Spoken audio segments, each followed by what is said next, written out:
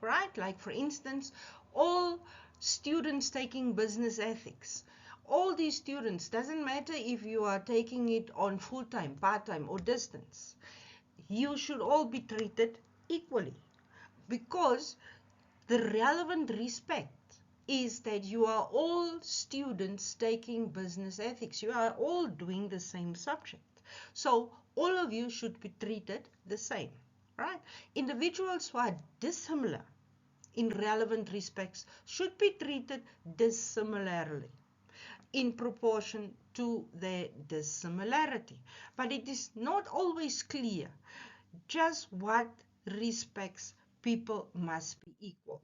So the first type of distributive justice we're going to look at is that of egalitarianism. Now, the egalitarians, basically, this is just another word for equality. Okay? Egalitarians hold that there are no relevant differences among people that can justify unequal treatment. So they are saying that if you are the same, you should be treated the same. All benefits and burdens should be distributed according to the following formula.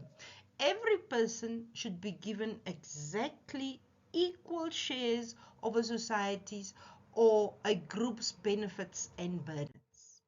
Now, the criticism that we have here, sometimes need, ability, and effort. These are all relevant differences amongst people, right?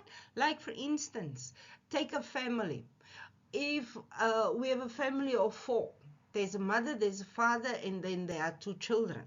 We do not expect so the egalitarians will say these people are all human beings, they should all be treated the same. We do not expect the children to go out and go earn money so that they can be bread on the table. No, we expect the grown-ups to do that. So need, ability, and effort. There are differences among people, and it is not always fair to treat people equally, like the egalitarians are saying. Okay? And it would be unjust to ignore these differences. Lazy men will get just as much as the hardworking ones, and this is unfair. Just think, you are going to do a group assignment. In that group assignment, you are all going to get the same mark, whether you've contributed the whole assignment, whether you've contributed nothing. If you are in the group, you will get the same mark. Sick men will get as much as healthy men. Handicapped will do as much as able-bodied people, because we expect them to be treated according to the egalitarians. There is no difference amongst people. Even if you are handicapped, you should also do the same work as people who are able-bodied. Right, so that is the problem of egalitarianism. Now the next category is capitalist justice. Now, the capitalists say that benefits should be distributed according to the value of the contribution the individual makes to a society, a task, a group, or an exchange. So, justice requires then that the benefits a person receives should be proportional to the value of his or her contribution. Let's take your assignment again. So if you have done question 1 and you get 80% for the answer in question 1, you get 0% for the answer in question 2, and question 3 you get 50%, question 4 you get 75%.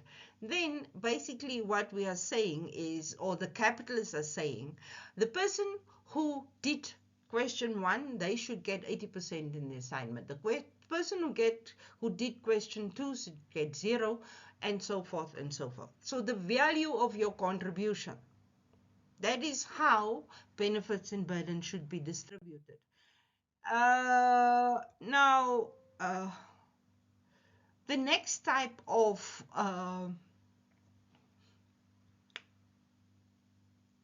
distributive justice is socialism. Socialists They say that benefits should be distributed according to the person's needs, or sorry, his abilities, and burden should be distributed according to the person's abilities and benefits according to his needs. So, benefits of a society should be distributed according to need. People should contribute according to their abilities, right? So here in Namibia, we have different tax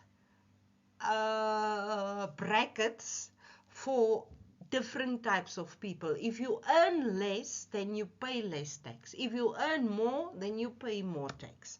There is not a flat rate where everybody pays 28%. No, it doesn't work like that. And this is exactly how socialism promotes justice. In Namibia, what we do is those people who earn a certain amount of money, say less than 120,000, they pay less than 28%.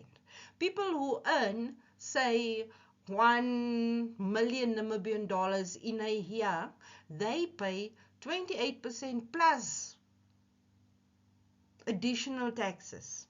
So what we are saying is those people who earn more than 1 million Namibian dollars, they have the ability to pay more taxes. The people who earn less than, say, 100,000 Namibian dollars, they don't have the ability to pay more, so they should be taxed less. Right. Now, the critics of socialism say that if you do this, then people have no incentive to better themselves, to work harder, and it basically obliterates individual freedom.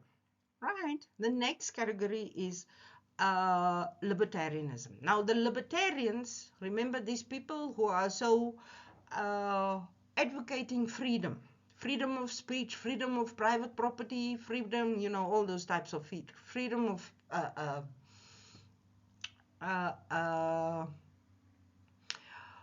so they are saying if you choose to pay taxes, then you can pay taxes. If you choose not to pay taxes, you shouldn't be forced to pay taxes. Right? So they consider it wrong to tax someone to provide benefits to somebody else. And there's no way of distributing